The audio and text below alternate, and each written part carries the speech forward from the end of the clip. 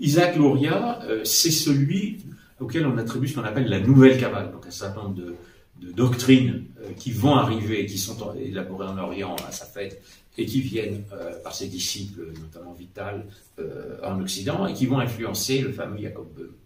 Et il y a deux doctrines principales. On parlait de la métempsychose, donc le Gilgul, et l'autre, c'est ce qu'on appelle le Tzimtzum, alors je ne sais pas si je prononce bien, ou comment on peut l'écrire de cette façon, qui est d'expliquer la création à partir d'un problème que Dieu aurait à l'intérieur de lui-même.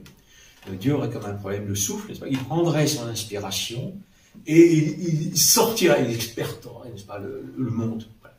Alors, à ce moment-là, le monde devient, évidemment, ça semble très farfelu, mais attention, c'est que toutes ces doctrines-là, ça va permettre ensuite d'aller vers ce que peut être l'évolutionnisme, c'est-à-dire de dire Dieu, à ce moment-là, n'est plus un créateur ex nihilo, il est une sorte de démiurge, justement comme dans la gnose, interne au cosmos, c'est-à-dire qu'il devient un esprit du cosmos, et il a un problème à l'intérieur de lui-même, on va arriver à Freud, à Jung, etc.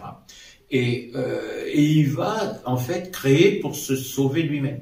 Et à partir de ce moment-là, l'homme va prendre la place du Christ comme sauveur, et là, il va aider à la rédemption de la nature, on va se trouver avec l'écologie, pour faire passer le Dieu mauvais vers un Dieu bon.